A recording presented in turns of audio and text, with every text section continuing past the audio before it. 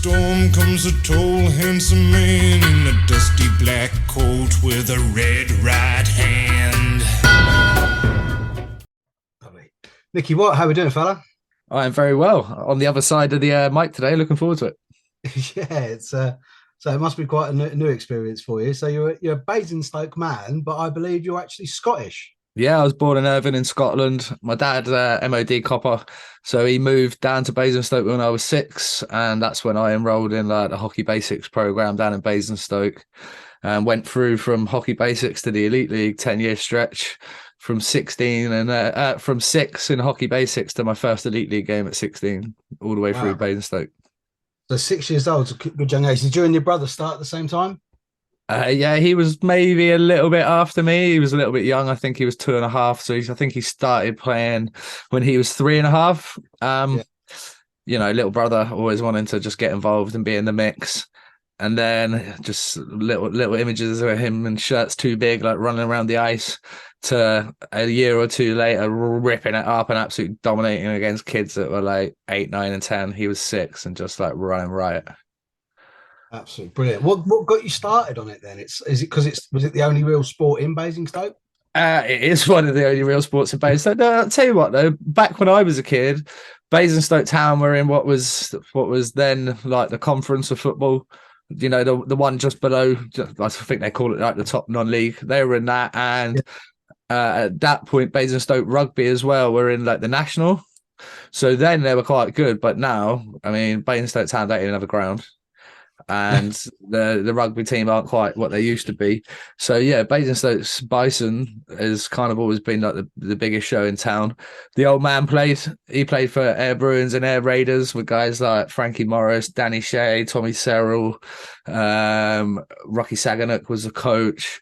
I mean, obviously anyone that is a bit of a veteran that listens to this podcast, a bit of an OG, will know those names I just rattled out, like some fucking superstars from back in the day, like big time superstars. So my dad got to play with those guys. Your dad was an influencer getting you both playing. Absolutely. And here's a story for you off the bat. So when my dad was in Air, the young backup goalie, as it was then, there was no fucking Chelmsford rule. Yeah, there was no under 16 rule then. We had a young 13-year-old Pete Russell as the backup goalie. Wow. And now obviously going on to be a GB. My dad said Pete was like one of my favourite players when I was like running around in the locker room and stuff like that. I mean, I don't remember any of that. I was like tiny little babe in arms, do you know what I mean? But yeah, I thought it was quite interesting that Pete went from back up at Lincoln Road and Air to Pool A GB national team coach. Yeah, I think getting that early start. I mean, now it's obviously with the Chelmsford rule, obviously they can't be under 16, but even then, you're seeing now 16-year-olds progress quite quickly, aren't you? From that. Well, imagine if you gave them a chance.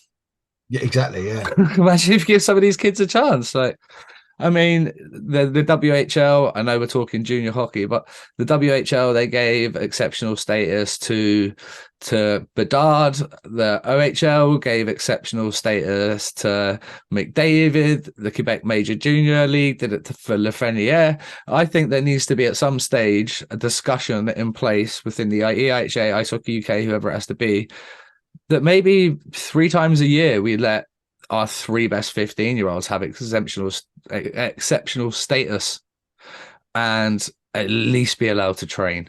I mean, I started training with a Bison when I was 13. I played my first Best of British game. I don't know if that's probably before your time.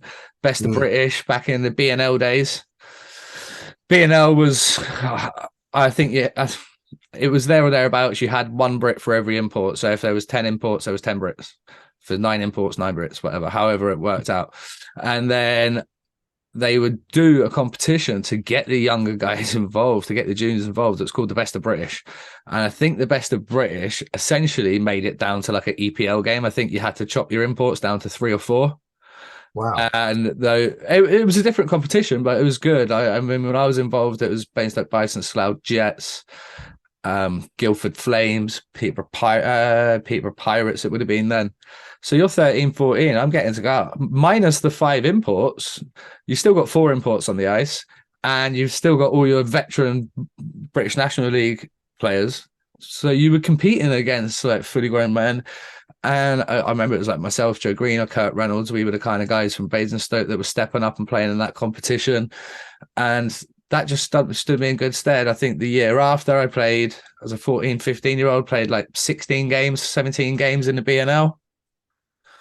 And obviously played my junior hockey as well. So Monday night, I'd be skating 16s, 19s, and then Tuesday would be Bison, Wednesday 16, 19s, Thursday, Friday Bison, and then you'd be playing either 16s, 19s, or Bison at the weekend. It was non-stop. Yeah, it was 7 days a week. And I mean, it's funny because we always bitch about ice time in this country. Well, let the fucking kids play up. And all of a sudden, there's a couple of extra hours a week, and then let them play with the men. And then all of a sudden, there's a couple of extra hours a week. And all these kids that are going abroad to get 8-10 hours a week training could be getting it here if you just maybe relax the rules a little bit. Do you think that this the EIHA have kind of rebranded their pathway into the draft? Could that be good for it? So I just done a YouTube video. Just go and check it out on 4,000 YouTube channel. Like we broke it right down, like a 20-minute video. I kind of like it. I like the aspect of it. I think especially with the 16s and 18s, you don't need any more than 40 kids. You try to pick a 20-man roster to go for England or GB, whatever it may be.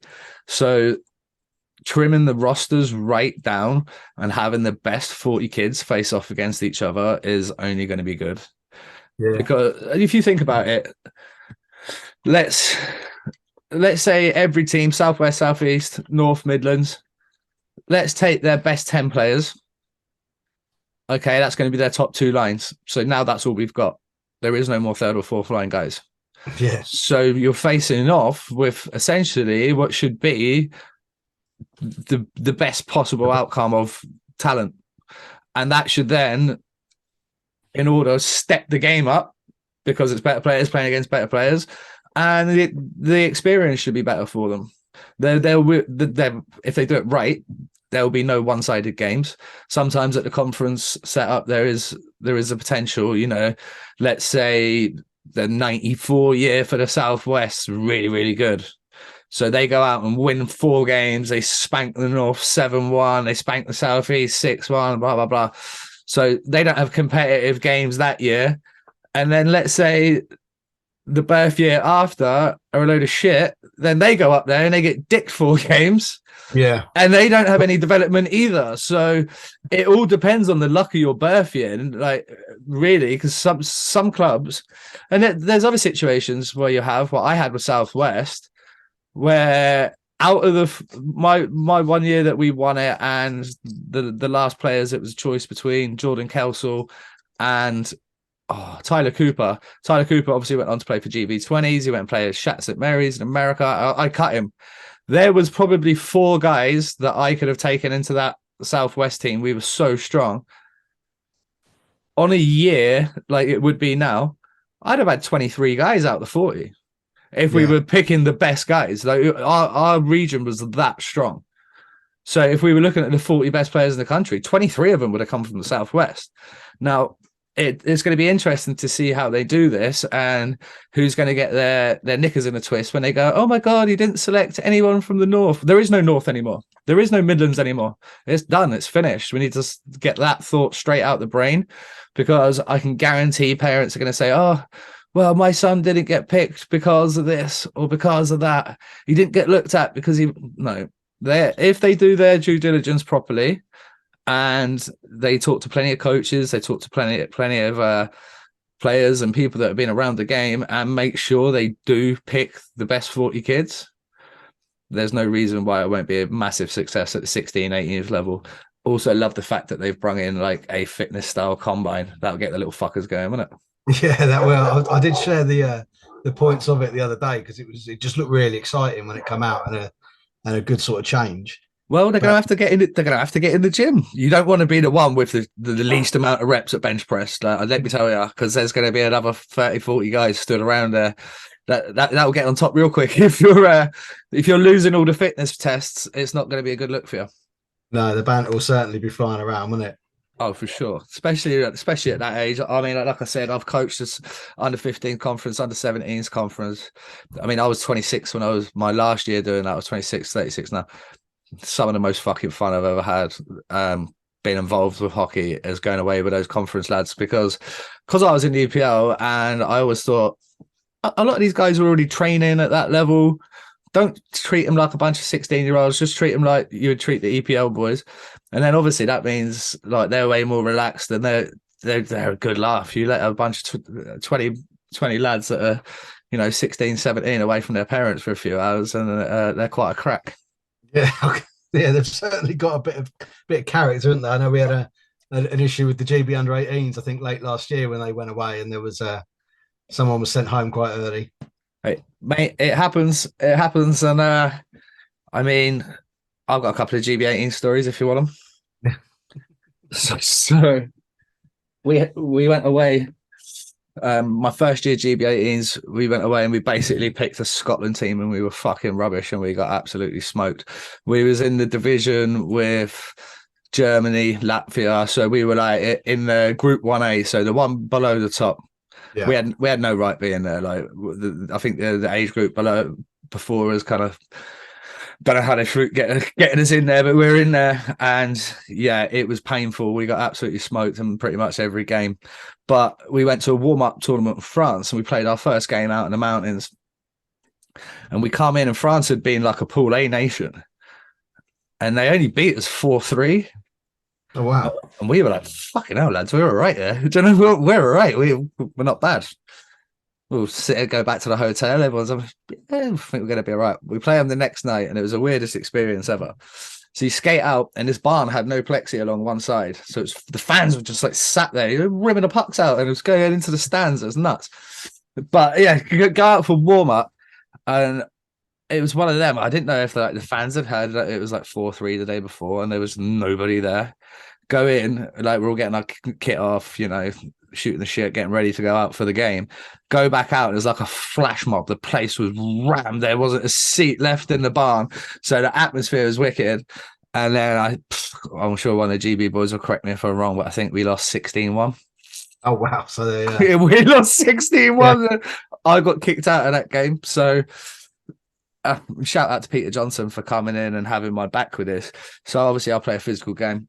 We're I don't know, fucking 7-0 down or something. It's not good. And we could come in, we're getting a bollocking at the end of the first. So somebody do something. So okay. So don't tell me twice. Puck goes down in the net, run the goalie a little bit, puck goes behind the net, run the D-man, get fucking loads of penalties, come back in. Alan Anderson Beans going mental at me, shouting at me. I was like, I didn't like him. I fucking didn't like the guy anyway. So now me and him are getting after it. I was like, fuck it. So I take my kit off. And Peter Johnson comes in the room. He's like, what are you guys shouting at? And he goes, well, you told the boys, someone go do something. So what, you get your fucking kit back on right now? I'm like, okay. I'm like, okay, what am I doing? Am I putting my kit back on? Because everyone's obviously in the rooms like, what is going on right now? But yeah, then we went off onto that tournament and got smashed. The next year we had Pete Russell. We went to Lithuania. We won gold. It was myself, Mark Richardson, Tom Carlon. So obviously Mark Richardson was my roommate for that. What a career that man's had. Absolute legend in the Elite League. And yeah, we won every game, won the gold medal. And we basically, it was weird then. Nowhere really had regular flights to Lithuania. So I think we finished the tournament and there was no flight back the day after. So we were like, we won the tournament, we had that night, and then we had a whole entire day, and then we flew back the next day. It was 60p for 20 Marlboro lights at the shop over the road. It was like fucking £2 for a litre of vod. And then you go around the corner, and obviously once we'd won, we was like allowed to go out for a couple of beers. So we go out for a couple of beers, and you're ordering pints, and the pints are not pints; they're like yeah, like they're decent size, and you're ordering like I don't know however many lads, because obviously you break up into little groups. So there's maybe like 8. You order eight beers, And she's like, so it's like £4. We're like, what the fuck is going on? We got 2 days of this. So everybody's just getting after it for 2 days. We got out for a team meal, and there's a just absolute carnage. Like you say about players getting sent home. Hotel got a little bit wrecked, and fucking everybody was a little bit naughty, had a little bit of fun. But those under-18 trips are what it's all about. They're so much fun for the lads. It's memories, and I suppose, and as well as just being obviously like learning, obviously progressing with hockey, it's about sort of learning as a group of men, isn't it? And that camaraderie, especially if you go through the age groups together. Yeah, I'll tell you what else is a learning experience. So our first year we was in Pool A. We had guys, our goalies were Davy Lawrence and Jeff Woodhouse, both involved in coaching now and stuff like that. I'm trying to think of some of the other guys. Adam Walker, he's Paisley Pirates coach now, and just a few other guys. And we're gambling on the bus, and I've never seen a fucking card game get out of control as quick as some of those GB18 card games. Guys losing like £1,000 a hand. They're 17 years old playing a game called Ding the Pot, and they go around and whatever. And there's two cards, and if you hit, so there's 2 cards sat there. Let's say it's I don't know, 4 and a 10, and you got to be in between it. So when that card turns over, you've got to be like a 6. Sweet, happy days. And if you though hit a 4 or a 10, you got to like double the pot. Oh mate, you were seeing like 40 quid, 80 quid, 160, 320, fucking 640. We're like, whoa, boys, we're fucking 1,500 quid hands. It was mental. The coaching staff had to come in and be like, right, that's it. Like, no more. Like, you're banned from playing that game. It was getting outrageous because you play your games and you train, and then you're just sat at the hotel all day. I don't know what the lads did during the COVID one. That must have been a nightmare, but it was bad enough back then. All you did was sit in each other's rooms. You gambled, and I mean, like, no one was bringing PlayStations on the road. No one was on the smartphones. No one was doing any of that shit. No, different times then, I suppose, isn't it? But you, I mean, you must have played or at least spectated at every single rink in the UK. Have you got a particular favourite and maybe a worse one? My favourite rink is Belfast. Yeah, Absolutely love. Yeah, it was known as the Odyssey when I played there. I think it's the SSE now. But yeah, when I got to play there, how long have Belfast been going? 20 years? Was it 90? Yeah, 91, 92. But it must be. No, later than that. Let's have. I'm doing that thing where people say, "Oh, you remember 30 years ago," and you think it's 1970. Yeah. But 30 years ago was actually 1993. I know, it's crazy. Belfast Giants. Let's have a look. I reckon I played there maybe the year or the year after it was open. Founded in 2000. So yeah, when I played there in the 2003, 2004 season. So it was still like a brand new rink. We was playing in Basingstoke. Our rink's a shithole. So you go on the road to this, and like the locker rooms, like, I don't know, it's like an NHL locker room. It's got the countdown timer on the wall and all that. It's got the TV with the Zamboni. You know exactly what you're doing. Separate area. This is the away room, like separate area for the physios, somewhere to put all the sticks in that properly, set up the grinder. And then you go out there and the atmosphere is always good in Belfast. The night out after is always good in Belfast. It's just, yeah, Belfast for me. Worst rink? Oh, there's a few. Solent and Gosport's a shithole. I think we label that one as interesting when we discuss it. I know a lot of people didn't like the Isle of Wight, but when I played on the island, I didn't like it until you play there. And then when you play for the island, tell you what a barn. It's so good because the fans there, you talk about nothing to do in Basingstoke, there's really nothing to do in the island. Right, is it? Yeah, and they were wicked. I need to turn that light around. It's shining my head blue. But yeah, worst. See, again, it's hard. Peterborough's a shithole, but then when I played for Peterborough and you're actually in the home dressing room before the game, it's not too bad because the home dressing room is quite nice. It's warm. You've got nice stalls and all these other things, whereas the away change room, everyone's kind of crammed in there. It's freezing. The floor's wet. It stinks. The shower's like piss dribble, like two dribbles. It takes the whole team like an hour to get showered because you can't. It's just, yeah, Peterborough's got to be up there, actually. That sort of thing I hear happens sort of quite a lot, especially a lot of the older rinks where the away dressing room, almost for that psychological edge, is just Invicta was bad for it. I mean, obviously, it's been a while since I've been there, but Invicta's old dressing room was a shithole as well. Just try to think what other ones. I mean, there's quite a few. Look at Basingstoke right now. It's my home rink. It's nigh on falling down. I mean, the sooner they do something with that, the better. But it's a sad state of affairs. If you look at that rink, if you compare it, I think it opened the same year as Swindon. yeah. Look at Swindon, look at Basingstoke. Basingstoke's just about to fall down. Condemned on one side. Swindon, constant investment, always making the rink look better. I don't know. Hopefully Basingstoke gets some answers soon. It's been frustrating for the users group down there. It's frustrating for the town, really, because it's such an integral part for the kids to be able to, even if it's just go skating, figure skating, ice hockey, whatever it is. You've also then got, I don't know, probably 10 rec teams play out of Basingstoke. You got the ladies had to move to Slough because of ice time, and there's so much appetite for it around this area. Yeah. I think in a dream scenario, you put a twin ice pad in Basingstoke. We've got it in Sheffield. We've got one in Nottingham, obviously the arena, and then the small pad. Yeah. Cardiff and Basingstoke would be a great one. We're bang smack in the middle of the south. We're on the M3. We're on the We're not far from the M4, like 20 minutes from the M4. We're on that good window. We're 45, 50 minutes from London. You've got the catchment area of like down towards Southampton and Bournemouth because there's no rink that way. If they were smart, that's what they would do, but we'll see. I think it is going to be a twin pad going in at Lee Valley, isn't it, when that's finished? Yep, and that'll be massive. I mean, you've got potential of what 9-10 million people live in London. Yeah.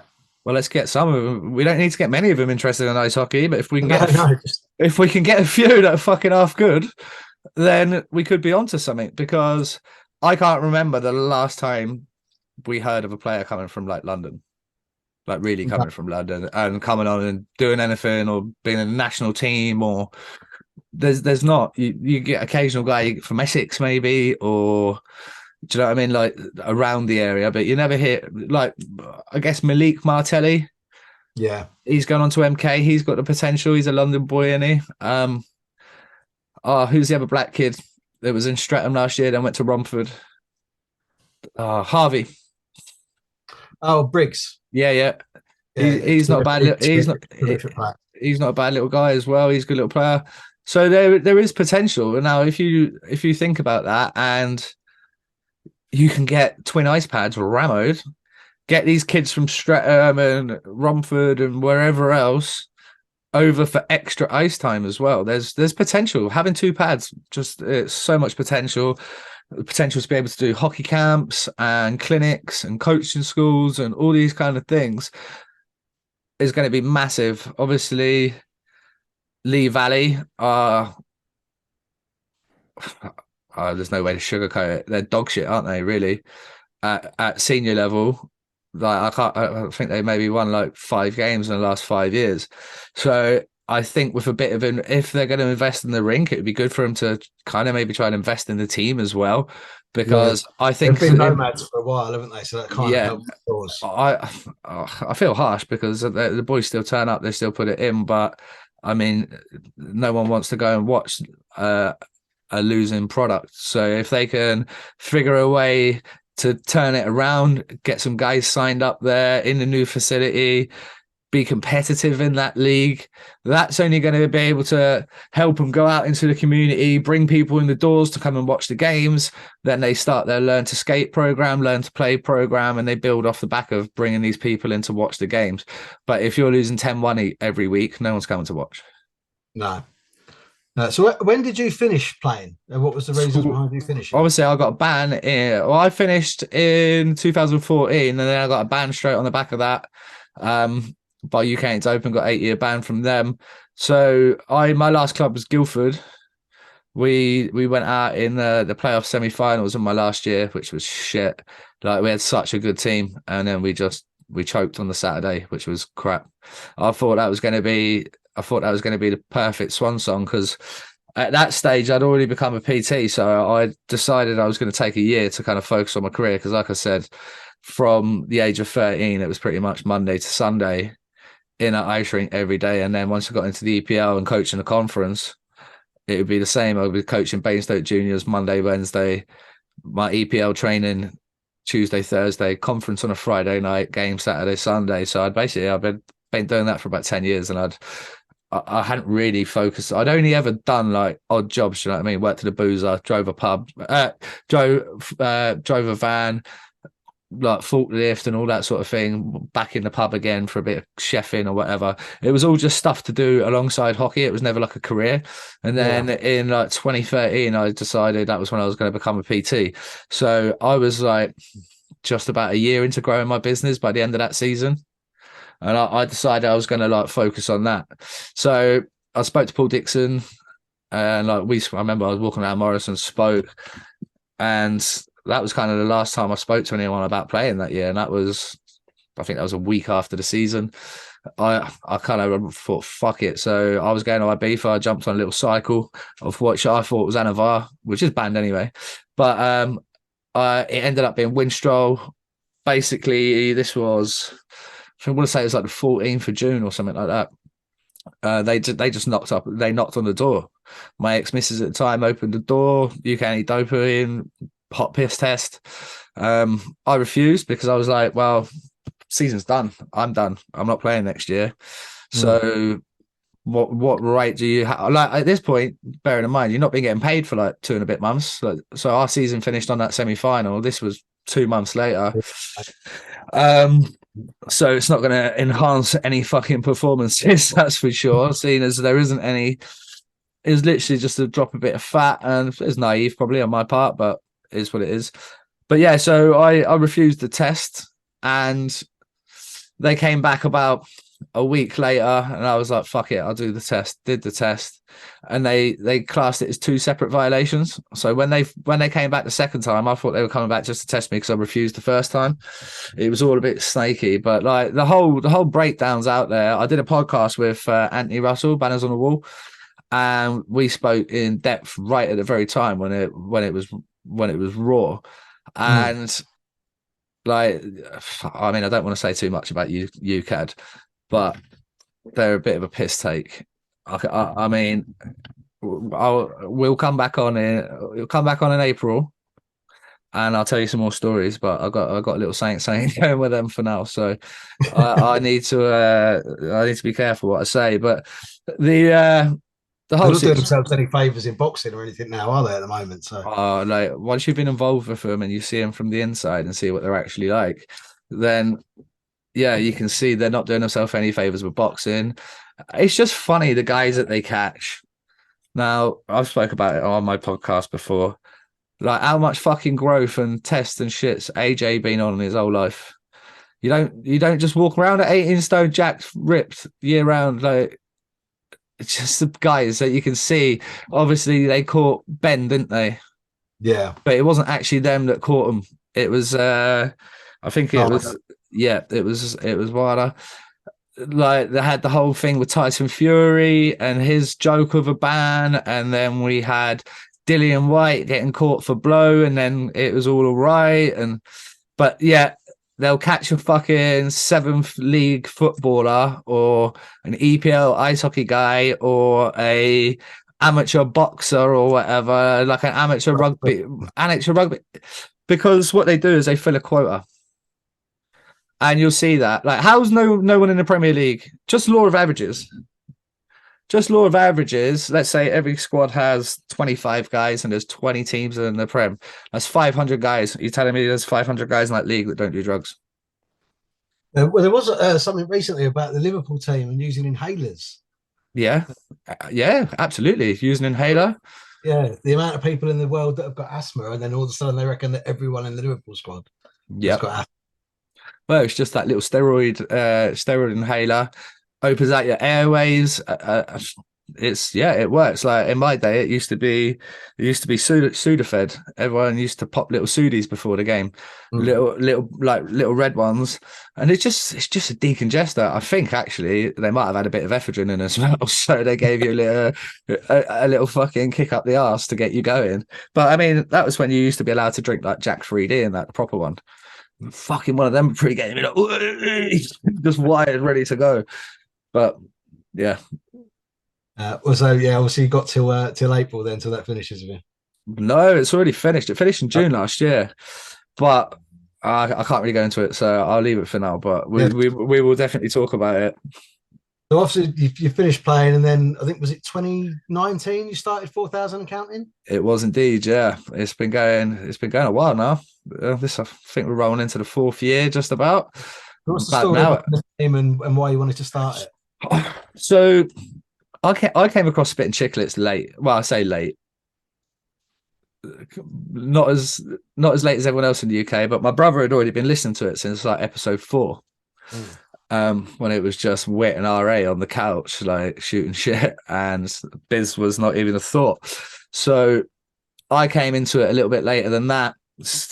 Well, I'll tell you what it would have been. It would have been probably about 3 months before now, 4 years ago. And I started listening to it quite regularly. And I was always up with the thing of, because I was there for a lot of the stories, and it was like, but prior to podcasts coming out and stuff, I was like, I always thought we had to just shut the fuck up. Like, yeah, like what happened on that day stays on that day, and everybody stays married, and then it's all good. But it turns out you can have a bit of fun with it. And when I did the Banners on the Wall podcast, like I said, 8 years ago, I did it 8 years ago, and I was like, I quite enjoyed it, and I quite liked the aspect of it, and I'd listened to a few of his, but podcasts weren't really big 8 years ago. Like it weren't really a thing. Even when we did it 4 years ago, I think it's something stupid. Like the year that we started doing it, there was something stupid, and this is all podcasts, like 500,000 podcasts in the world. Yeah, I believe this year it's rocked in at 4.5 million. Yeah, it's so crazy growth, isn't there? So, like in the 4 years that we've been doing it, there's 4 million more podcasts, which is mental. I think it's really interesting. Like, it's interesting that everyone can just set up and go. And basically, our one started. Like I said, I was listening to Chicklets, and I kind of put a little thing out on Facebook, and then Bandy jumped on, and he was like, "Oh, mate, thanks for the heads up. That's a laugh. Loved it, whatever." And then, like, I think Mac had commented on it, and Arms had commented on it. And then like, a couple of weeks later, pissed up Bandy was like tweeted out at like 3 o'clock in the morning. He like atted us. So when are we starting this podcast? Then I think we recorded the first episode the next day. We just went, because I wasn't too sure where I sat, because obviously in my band and that, and I was still in the middle of my band. Could I do it? Could I not? And then I thought, you know what? Fuck it. Like, I'm not banned from doing a podcast. No, I don't think there's many rules surrounding it, really. I mean, if you look at it's basically on-demand radio, isn't it? A podcast, but essentially, yeah. There's no rules on swearing or anything that you can put out there. You can use other people's music and not be copyright charged for it. It's a good way of communicating the long form conversation.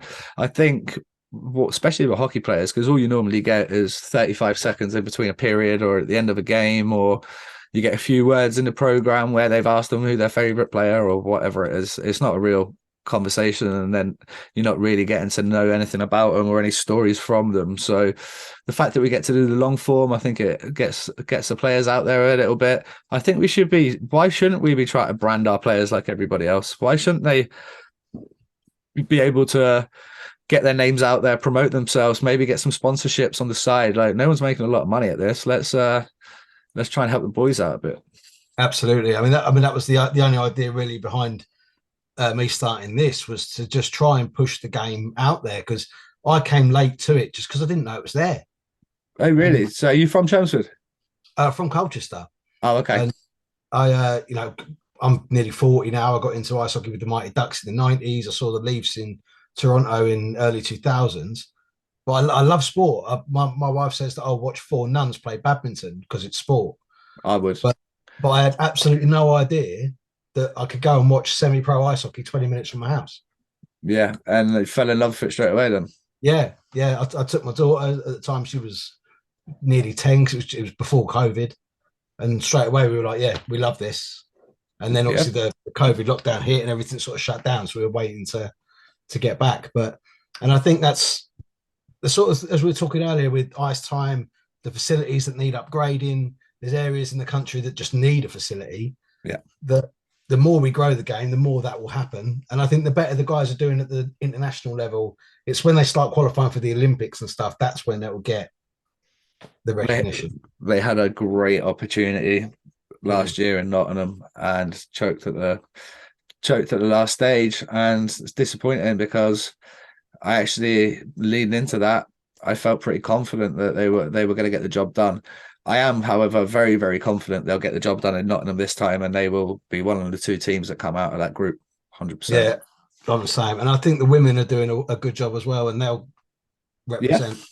So, yeah, like, well, I've had like Jodie and a couple of the other girls on, Saf and Nats and Gani, and a few of the GB girls over the years have been on the podcast. And right behind the ladies, Emily Harris as well. She's out tearing it up in the NCAA. There's Casey Trails out there as well. There's a few girls abroad. Lucy Beale's abroad doing bits, and the Headland sisters, they're out in this like stateside as well. So there's quite a lot of GB girls representing across the world right now. Yeah, I think I've had Sham Jackson on with me. She's over at OHA. She's looking to go NCAA. And I've got a few of the under-18s girls coming on in the next few weeks as well. Yeah, nice, good. They're doing really, really good things. Love to see it.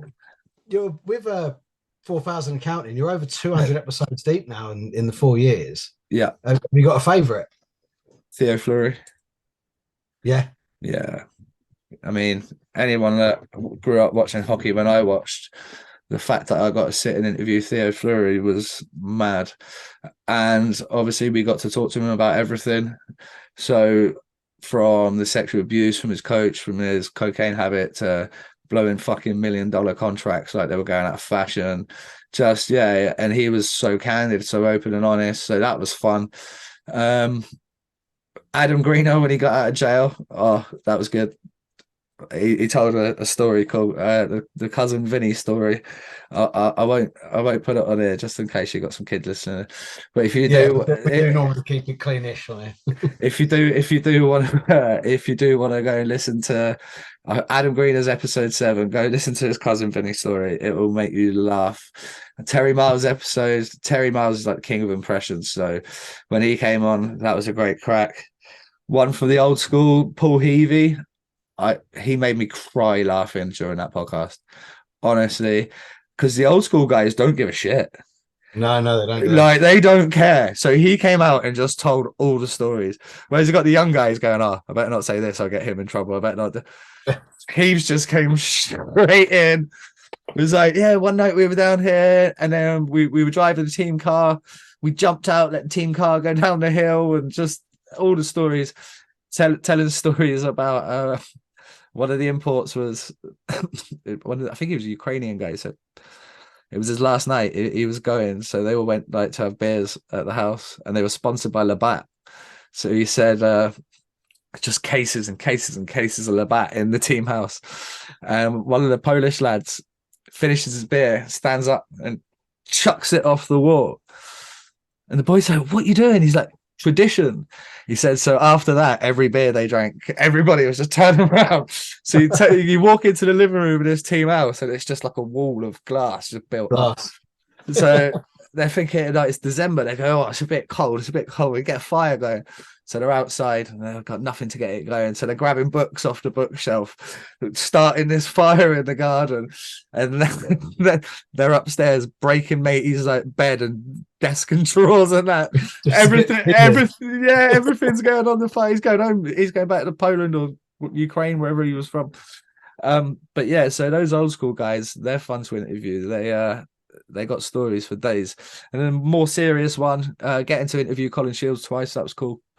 The second time more so because the first time we interviewed him was our first interview, so it was a little bit raw. The second time I think it was like 100 and something episodes in, but I've obviously it started myself, Bandy, Mac, and then Mark joined a little later, but I haven't actually missed a single episode. So I'm Right. rocking and raring to go. We've got more lined up, and yeah, as quick as our producer can get them out, I'll keep recording them.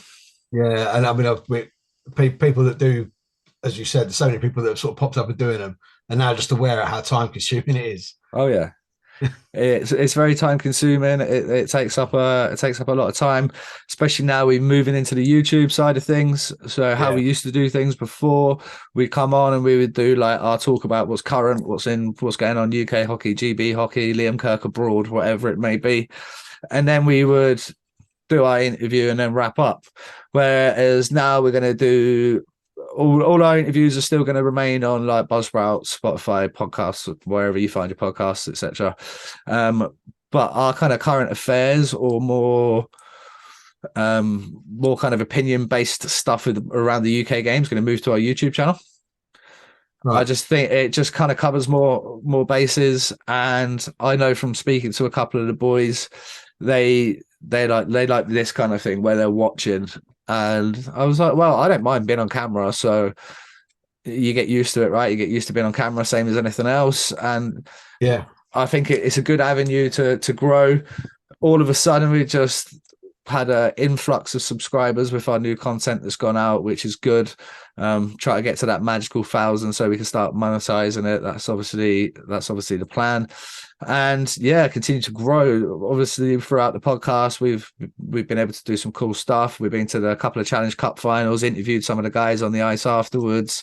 Been to the World Champs out in Slovakia, which was good, and then we've hit some different spots across the UK with the podcast as well, which has been fantastic. Did you have your own charity game as well? See a picture of you and Mac wearing jerseys. And... Yeah. We've had a couple of charity games. We were due to have another, but obviously COVID kiboshed that, which was annoying because I don't know, fucking weeks of planning went into that, weeks and weeks and weeks, and then COVID kicked it on the ass. Obviously, try to like message 50 guys. That year we was having girls and junior showcase, all of it going on one day. To have the rug pulled, that was very frustrating. But yeah, we've done loads of stuff for charity, and not only the charity games, we've done like Christmas toy drives, and I'm just trying to think. One of the girls got cancer, dyed our hair, just stupid stuff really, whatever we could do to raise money. We did the buckets for Bowers when Ross Bowers lost his eye. I think that ended up, and we like liaised with teams to get collections and go, and that got over like £35,000. We started a GoFundMe and like promoted a GoFundMe for Ollie Pyatt, for Andre's boy when Andre died.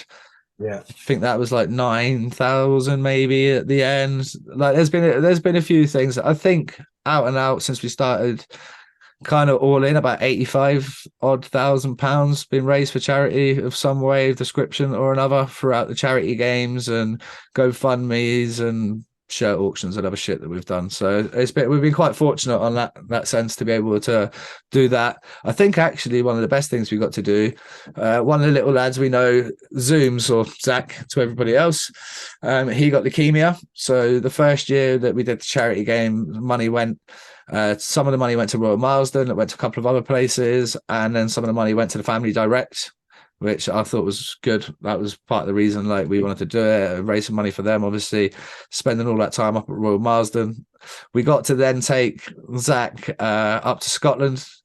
He got to read out we gave him like the arena tour of the clan. Like it was a surprise. He didn't know me and Bandy were going to be there. So we arranged it all with like Fitzy and Ryan Finity. He got to go in the locker rooms of the clan or the Storm. We got to read out the starting lineup, some of that kind of stuff. And then like do the puck drop. And then he was like up leading the drums, and then he was with Clangus, the mascot, and then at the end he got to like lead the Viking clap with Springer, so it's where they give it the So yeah, like it was just a wicked day. Honestly, it was probably the best thing we've done since being a part of this podcast. He's only 5 or 6 at the time. He had the time of his life, so it was awesome. Yeah, well, for the other British hockey podcasts that are out there, I mean, there isn't really that many that are made in Britain, but the obviously you've got yourselves. I think Blackburn Hawks have got one. The British Ice Hockey podcast as well, and the 3-on-3 guys that run the Elite League. Yeah, stuff. They talk about that, and it's all good for growing the game. And with you guys obviously being all ex-players, it's a really, really good insight. Yeah, and it just helps that I'm friends with so many people in this game, and so many contacts that I could just pull people. That's how I've been lucky enough to get the guests on that I've had on, and the ones that are lined up coming like throughout the end of the season into the World Champs, and then into the off season. It's only going to continue to be bigger. Got big aspirations for this podcast, and but now that it's on YouTube, I think it's just going to start flying. Brilliant, mate. Well, good luck to you for the rest of it. I really enjoy listening to 4,000 Counting. It's I love it. one of my runs that I have on in the van when I'm out and about. So yeah, Well, I appreciate your time joining me today and coming on here. It's a little cross promotion so that we can, sort of share with you listeners. When I spoke to you before, like that's what it's about. There isn't that many UK podcasts, and there's no reason that it should be anything else than like try to help each other out. Because if we can grow our podcast, we can grow the game. We can, because I mean, I just know from the amount of people that reach out, especially players, when we talk about certain subjects, and they appreciate having someone that can go out in the public domain and say some of the shit that they probably can't. Yeah. And having that kind of relationship with myself, I don't mind. I'll put my colors out there. I'm not afraid to speak my mind and have an opinion on stuff, which is probably why people still tune in, I guess. Yeah, there's no better carrot than controversy, is there? Well, absolutely. I mean, this year there hasn't really been too much controversy. Like the reason our Facebook page like grew astronomical was because there was like a 2-year stint where something crazy happened every week, and we shared the video, and everyone's just like getting involved, having comments, and then it just helps the page grow. And I think we're like, I don't know, 5,700 followers or something on there. But like, what we want to do, we want to be trying to push like the 1,500 every week downloads on this, and then just see where we go with the YouTube, and just try and grow the pod, grow the game, and keep having fun with it, because it's supposed to be fun, right? And I love doing it. Yeah, that's the only reason I do it. It's a bit of fun. It gets the details out from everything that goes on with the Chieftains to the Chieftains fans. And I'm enjoying, as we spoke about, a few months ago, growing it and having people from other teams or GB or other podcasts and that, just to get more out there about the game. I joined the guys from 3 on 3 this week. I think that'll be coming out in a couple of weeks. I think I'm joining them at some point in the next couple of weeks here, actually. Yeah, great guys, really good chat. I think we was on there for hours. I don't know how much is going to come out, but well, see what they get to the editing floor, right? Yeah, absolutely. Nicky Watt, thank you so much for joining me on Zero Pucks Given. Well, mate, good luck with everything for 4,000 and count. Great name for the podcast, by the way. Thanks for having me, bud. Nice one. Cheers, bud. All right, all the best, buddy. Cheers. Cheers, mate.